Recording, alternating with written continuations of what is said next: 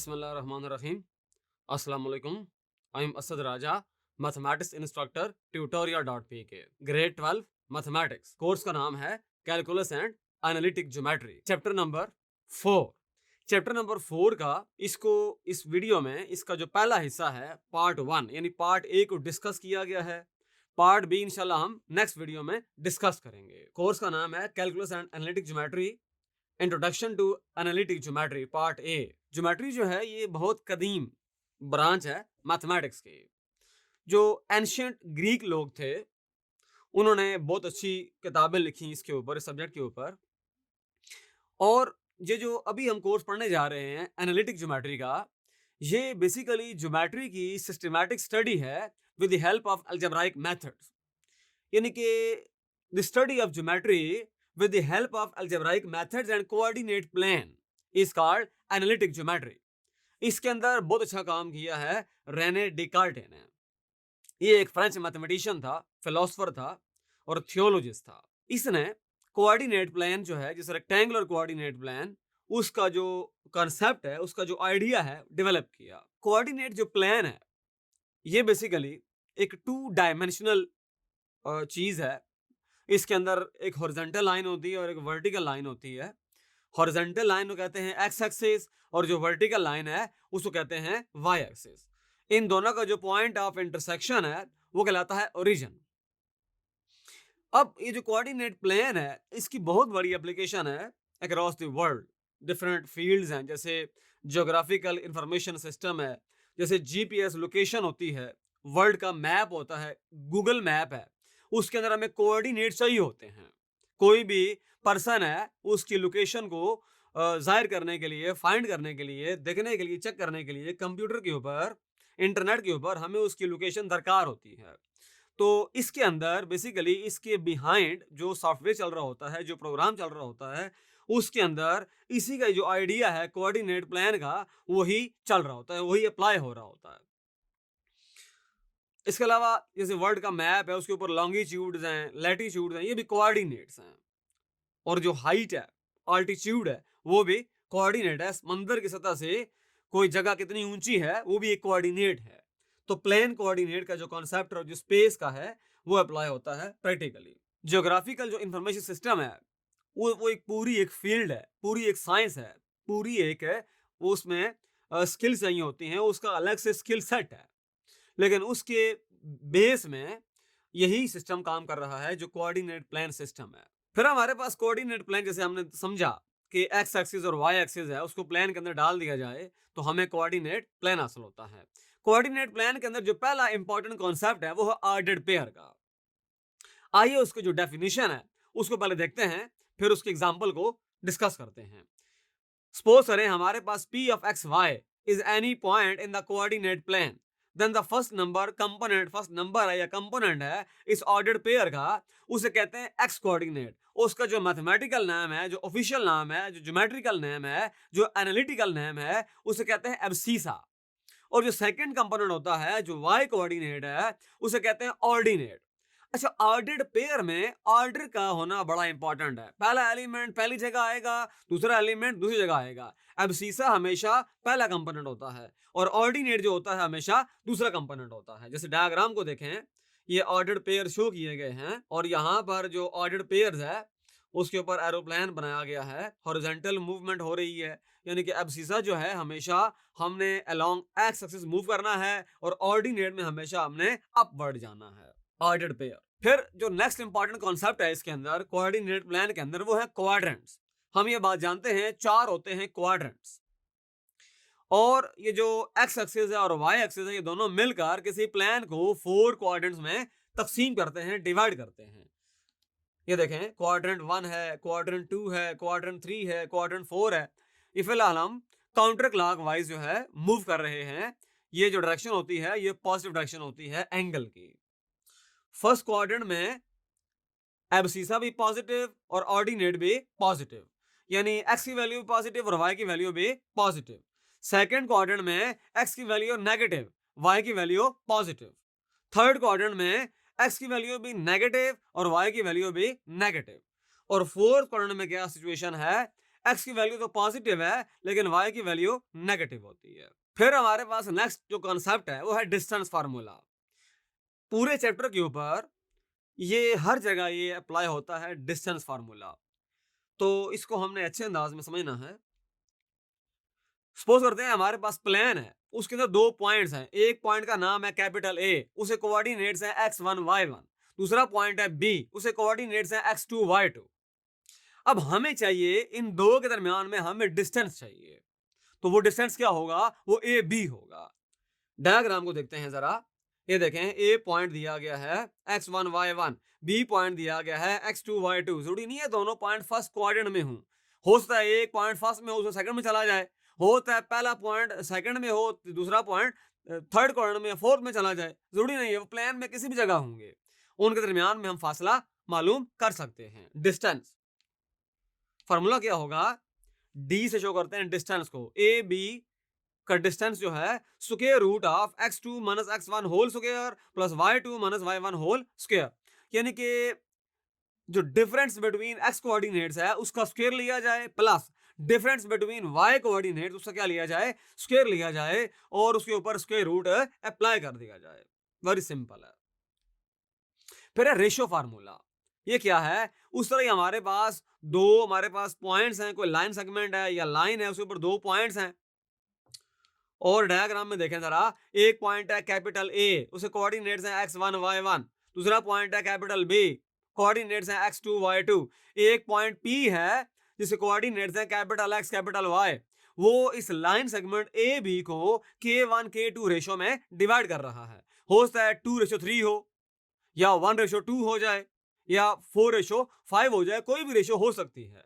तो k1 ratio k2, k1 एक real number है, k2 भी एक रियल नंबर है। फार्मूला क्या होगा, इसमें पर हमारे पास दो केस हैं। एक तो ये है कि वो जो पॉइंट है, वो जो P पॉइंट है, वो ए बी लाइन सेगमेंट को इंटरनली डिवाइड कर रहा है in the ratio k1 ratio k2 में। तो फिर क्या होगा, फिर ये फार्मूला होगा capital X Y ordered pair है, लेफ्ट साइड पे इधर भी ऑर्डर्ड पेयर है। तो पहले जो ब्लू कलर में दिखाया गया है वो कैपिटल एक्स की वैल्यू है, और दूसरी जो रेड कलर में दिखाया गया है वो कैपिटल वाई की वैल्यू है। अच्छा, कैपिटल एक्स कैसे हासिल होगा, k1 k2 k1 x2 plus k2 x1 over k1 plus k2, ये हमें हमारे पास पहला कोऑर्डिनेट आ जाएगा उस पॉइंट का। फिर हमारे पास दूसरा कोऑर्डिनेट कैसे आएगा, k1 y2 plus k2 y1 over k1 plus k2, ये हमारे पास फार्मूला है रेशियो फार्मूला। रेशियो में डिवीजन हो रही है। फिर केस नंबर 2 है कि यहां पर फॉर एग्जांपल हमारे पास वो लाइन सेगमेंट है ए बी, और एक पॉइंट पी बाहर से उसकी कर रहा है, उसकी डिवीजन कर रहा है किसी भी रेशियो में, बाहर है। अब पॉइंट बाहर है, पहले पॉइंट अंदर था इंटरनली, अब पॉइंट बाहर है एक्सटर्नली। फिर क्या फार्मूला होगा, फिर जो फार्मूला इस तरह से हो जाएगा, उसमें माइनस आ जाएगा, एक्स बार वाई बार है, फॉर एग्जांपल एक्स बार कह दें, कैपिटल एक्स वाई कह दें, कोई नाम दे दें। तो पहला जो वैल्यू आएगी k1 x2 minus k2 x1 over k1 minus k2, जो दूसरी वैल्यू आएगी k1 y2 minus k2 y1 over k1 minus k2। ये फार्मूला आपने माइंड में रखना है। फिर है mid point formula. Exactly mid point पे वैल्यूज क्या होंगी, अगर कोई लाइन सेगमेंट है, एक पॉइंट P है या B पॉइंट है, फॉर एग्जांपल कोई पॉइंट है, वो अगर मिड पॉइंट है, फिर फार्मूला क्या होगा, सिंपल है, कैपिटल ए के कोऑर्डिनेट्स हैं x1 y1 फॉर एग्जांपल, और कैपिटल C हो जाए, B हो जाए, कुछ हो जाए, कोई इशू नहीं है, उसके अंदर x1 तो प्लस x2 ओवर 2 आ जाएगा, मिड पॉइंट की जो पहली वैल्यू आएगी, और जो दूसरी वैल्यू आएगी y1 प्लस y2 ओवर 2 आ जाएगा। ये फार्मूला है x बार y बार का, x1 plus x2 over 2, y1 plus y2 over 2, यानी कि ये हुआ हमारे पास दो पॉइंट्स हैं, उनका हमने मिड पॉइंट फाइंड करना है। दोनों पॉइंट्स के जो x कोऑर्डिनेट्स हैं उनको ऐड कर दिया जाए, 2 पे डिवाइड कर दिया जाए, पहला वैल्यू आ जाएगी मिड पॉइंट की, पहला कोऑर्डिनेट आ जाएगा। फिर y जो कोऑर्डिनेट्स हैं दोनों पॉइंट्स के, उनको ऐड कर दिया जाए, 2 पे डिवाइड कर दिया जाए, तो मिड पॉइंट का दूसरा कोऑर्डिनेट है उसकी वैल्यू आ जाएगी। यहाँ डायग्राम में पॉइंट के नाम थोड़े से डिफरेंट हैं, तो कोई इश्यू नहीं है। फिर यहाँ पर एक थ्योरम है जो बहुत इंपॉर्टेंट है, उसका प्रूफ भी किताब में डिस्कस किया गया है, लेकिन हम यहाँ पर चूंकि सिर्फ इसकी समरी डिस्कस कर रहे हैं, एक ओवरव्यू डिस्कस कर रहे हैं, इसका प्रूफ फिलहाल हम डिस्कस नहीं करेंगे। थ्योरम है the centroid of a triangle ABC is a point that divides each median in the ratio 2:1। Using this show that the median of triangle are concurrent. दो बातें हैं, एक तो ये है कि जो सेंट्राइड होगा वो हर मीडियन को 2:1 में डिवाइड करेगा, ये पहली बात। और दूसरी बात ये है कि वो जो सेंट्राइड होगा वो पॉइंट ऑफ कंकरेंसी भी होगा मीडियंस का, यानी कि सारे के सारे जो मीडियंस हैं वो कंकरेंट होंगे, वो एक पॉइंट से पास करेंगे। थ्योरम नंबर 2 है, अब एंगल्स के बाइसेक्टर की बात की गई है। क्या स्टेटमेंट है? Bisectors of the angles of triangle are concurrent. वो ये कह रहा है कि हमारे पास एक ट्राइंगल है, उसके 3 इंटरनल एंगल्स हैं। हम अक्सर ये होता है कि ट्राइंगल के जो अंदरूनी एंगल्स होते हैं वही डिस्कस करते होते हैं। तो तीनों एंगल्स के जो एंगल बाइसेक्टर हम ड्रा करेंगे वो तीनों एक कॉमन पॉइंट से पास करेंगे, यानी कि वो कंकरेंट होंगे। अच्छा, फिर एक बहुत इंपॉर्टेंट एनालिटिक ज्योमेट्री में कॉन्सेप्ट होता है translation of axis. For example हमारे पास एक्स वाई कोऑर्डिनेट सिस्टम है, small X Y coordinate system. अब इसका जो ओरिजिन है उसको हमने शिफ्ट कर दिया, जैसे यहां दिखाया गया है, डायग्राम को देखें। एक सिस्टम है हमारे पास है स्मॉल एक्स वाई और एक है capital X Y. Small X Y का जो ओरिजिन है वो ओ है, और जो कैपिटल एक्स वाई है उसका ओरिजिन है ओ डैश। ओ को शिफ्ट कर दिया ओ डैश पर, ट्रांसलेशन हुई। ट्रांसलेशन में एज इट इज मूव कर गए, ये कहलाती है ट्रांसलेशन। जो ओ डैश जो कोऑर्डिनेट्स हैं ओल्ड सिस्टम के तहत वो एच और के हैं, और पी जो पॉइंट है जो प्लेन के अंदर है उसके जो कोऑर्डिनेट्स हैं न्यू सिस्टम के तहत वो कैपिटल एक्स वाई हैं, और जो ओल्ड सिस्टम है उसके तहत स्मॉल एक्स वाई है, और इनका आपस में रिलेशनशिप भी बनता है। फिर है रोटेशन। हम अब ट्रांसलेट नहीं करेंगे, सिर्फ कोऑर्डिनेट प्लेन को थोड़ा सा रोटेट करवा देंगे किसी एंगल थीटा के साथ। X Y capital X Y a small xy Cartesian coordinate system rotated through an angle theta to an capital XY Cartesian coordinate system। हमने अब यहां सिर्फ रोटेशन की है, ट्रांसलेशन नहीं की। लेकिन एडवांस लेवल पे जब आप स्टडी करेंगे एनालिटिक ज्योमेट्री को, तो वहां पर हो सकता है कि दोनों जो ये ऑपरेशंस हैं, दोनों जो ट्रांसफॉर्मेशंस हैं वो सेम टाइम पे परफॉर्म हो। पहले ट्रांसलेशन हो फिर रोटेशन हो सकता है पहले रोटेशन हो फिर ट्रांसलेशन हो, इस तरह भी हो सकता है। तो अब इंपॉर्टेंट जो चीज है inclination of a line. Basically हमारे पास एक कोऑर्डिनेट सिस्टम है X Y, for example X Y plane है, उसके अंदर एक लाइन है, उसका जो एंगल होगा, उस लाइन का जो एंगल होगा विद एक्स एक्सिस वो कहलाता है इंक्लिनेशन। डायग्राम में देखें जरा, यहां पर एक लाइन है, अल्फा की वैल्यू है 137 डिग्री, यानी कि इसका जो इंक्लिनेशन है वो 137 डिग्री है। फिर हमारे पास एक इंपॉर्टेंट चीज है slope, slope of a line, gradient of the line. Gradient या स्लोप होता है measurement of steepness of a line in the plane. अब इसका जो फार्मूला है वो डिस्कस कर लेते हैं। स्लोप को शो करते हैं एम के साथ। सपोज करें हमारे पास एक लाइन है प्लेन के अंदर, उसके ऊपर दो पॉइंट्स हमें गिवन है। एक पॉइंट कोऑर्डिनेट्स हैं x1 y1, दूसरा पॉइंट है उसे कोऑर्डिनेट्स हैं x2 y2। जो फार्मूला होगा स्लोप का वो क्या होगा? m is equal to y2 minus y1 over x2 minus x1, यानी change in y over change in x। ये वेरी सिंपल है, ये फार्मूला जो है आपने माइंड में रखना है। हमें पॉइंट्स गिवन होंगे, हम ये फार्मूला अप्लाई करेंगे। अच्छा, अब हमारे पास दो स्पेशल केस होते हैं। अगर हमारे पास दो लाइंस जो हैं वो अगर पैरेलल हो जाएं तो उनके जो स्लोप्स हैं वो इक्वल होते हैं, और अगर दोनों लाइन जो हैं आपस में परपेंडिकुलर हो जाएं, यानी उनके दरमियान में एंगल 90 डिग्री का हो, तो उनके जो स्लोप्स का जो होता है प्रोडक्ट वो -1 के इक्वल होता है। पैरेलल लाइंस का स्लोप हमेशा इक्वल होता है, और परपेंडिकुलर जो लाइंस होती हैं उनका जो स्लोप है, उनका जो प्रोडक्ट है वो -1 इक्वल होता है, यानी कि वो negative reciprocal of each other होते हैं। सपोज करें जैसे एक लाइन है L1, दूसरी लाइन है L2। L1 का स्लोप है M1 है, L2 का स्लोप है M2। एग्जांपल, तो अगर L1 L2 के पैरेलल है तो M1 इक्वल होगा M2 के। अगर L1 परपेंडिकुलर है L2 के तो फिर M1 जो होगा इक्वल होगा -1 ओवर M2, या हम इसको यूं भी कह सकते हैं M2 is equal to -1 over M1।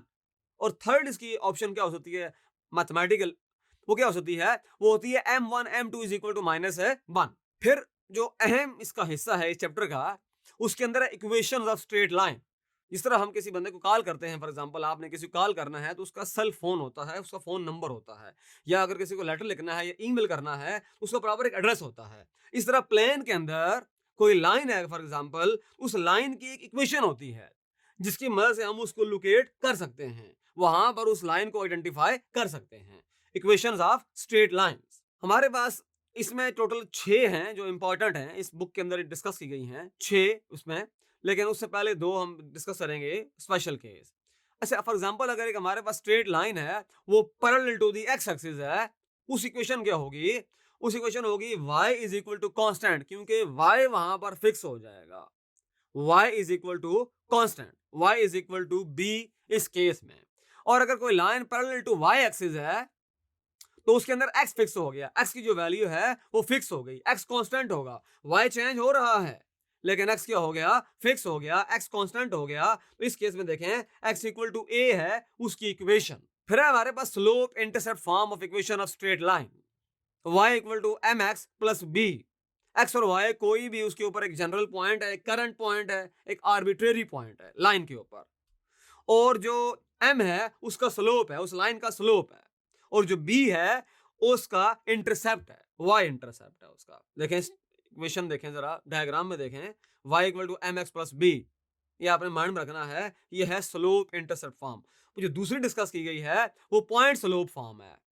Point slope form में ये होता है कि उस लाइन के ऊपर एक पॉइंट हमें गिवन होता है और एक उसका जो स्लोप की वैल्यू है वो गिवन होती है, और एक जनरल पॉइंट हम खुद लेते हैं, करंट पॉइंट या रेफरेंस पॉइंट, उसके कोऑर्डिनेट्स है स्मॉल एक्स वाई, वो हमेशा हर लाइन के ऊपर लाई करता है। तो जो फार्मूला है वो क्या होगा? y minus Y one is equal to m into x minus है x1। ये क्या कहलाती है? Point slope form of equation of straight line. फिर हमारे पास symmetric form of equation of straight line. ये देखें, यहां डायग्राम को देखें, अल्फा जो एंगल है वो बेसिकली इंक्लिनेशन है लाइन का, जिसकी हमने इक्वेशन फाइंड करनी है। तो इक्वेशन क्या होगी? उसके ऊपर एक पॉइंट लिया गया है x1 y1, एक कोई एक पॉइंट, पर्टिकुलर पॉइंट, और एक जनरल पॉइंट है, ये करंट पॉइंट है स्मॉल एक्स वाई। इक्वेशन क्या दी गई है? x minus X one over cos alpha is equal to y minus Y one over sine alpha is equal to r। r जो है वो कोई एक रियल नंबर है। हम बेसिकली दो रेशियोज को कंपेयर कर रहे हैं, जब उनको सॉल्व करेंगे एक ही आंसर आएगा, वो r होगा, वो रियल नंबर होगा। फिर हमारे पास है 2 पॉइंट फॉर्म। अब ये बहुत आसान है कि अगर लाइन के ऊपर कोई से 2 पॉइंट्स हमें गिवन हैं, फॉर एग्जांपल एक पॉइंट है, कोऑर्डिनेट है x1 y1, दूसरा पॉइंट है, कोऑर्डिनेट है x2 y2, तो उसकी जो इक्वेशन होगी वो कैसे फाइंड करेंगे? उसका जो फार्मूला है वो दिया हुआ है स्लाइड में, y minus Y one over y2 minus Y one is equal to x minus x1 over x2 minus है x1। ये फार्मूला है 2 पॉइंट फॉर्म का। और ये लाइन देखें, लाइन कैपिटल L हमें गिवन है, एक्स वाई हमारे पास कोऑर्डिनेट प्लान है, और O हमारे पास ओरिजिन है, A के कोऑर्डिनेट्स हैं, B के भी कोऑर्डिनेट्स गिवन हैं। फिर हमारे पास है इंटरसेप्ट फॉर्म। पहले हमने एक इंटरसेप्ट पे काम किया था, अब 2 इंटरसेप्ट्स हैं, एक है x इंटरसेप्ट और एक है y इंटरसेप्ट। कोई भी लाइन किसी कोऑर्डिनेट प्लान के अंदर जब x एक्सिस को काटती है तो वो जो पॉइंट असल होता है उसे कहते हैं x इंटरसेप्ट, और वही लाइन जब y एक्सिस को काटती है वो जो पॉइंट असल होता है उसे कहते हैं y इंटरसेप्ट। तो देखें जरा फार्मूला, देखें जरा, a जो डिस्टेंस है और b डिस्टेंस है वो शो किया गया है। फार्मूला इस तरह से है, x over a plus y over b is equal to 1। ये कहलाती है 2 इंटरसेप्ट फॉर्म। फिर हमारे पास है normal form of equation of straight line. अब ये थोड़ी सी कॉम्प्लिकेटेड है, थोड़ी सी इसको अंडरस्टैंड करने की कोशिश करते हैं। देखिए हमारे पास डायग्राम को देखें जरा, एक्स वाई हमारे पास प्लेन है, और ये जो लाइन एल है, कैपिटल एल, इसकी हमने इक्वेशन फाइंड करनी है। और जो देखें लाइन के ऊपर देखें, ओरिजिन ओ से ये जो पी एक परपेंडिकुलर ड्रा किया गया उस लाइन के ऊपर, जिसकी हमें इक्वेशन चाहिए। अल्फा एंगल है उस पी का, परपेंडिकुलर का जो एंगल है अल्फा विद इनिशियल लाइन यानी x axis, alpha is the angle, और पी जो है वो उसकी लेंथ है ओरिजिन से उस लाइन की। और लाइन के ऊपर कोई भी पॉइंट है एक्स वाई, जो फार्मूला होगा वो क्या होगा? X cos alpha plus y sine alpha is equal to p. ये हमारे पास normal form equation of straight line है।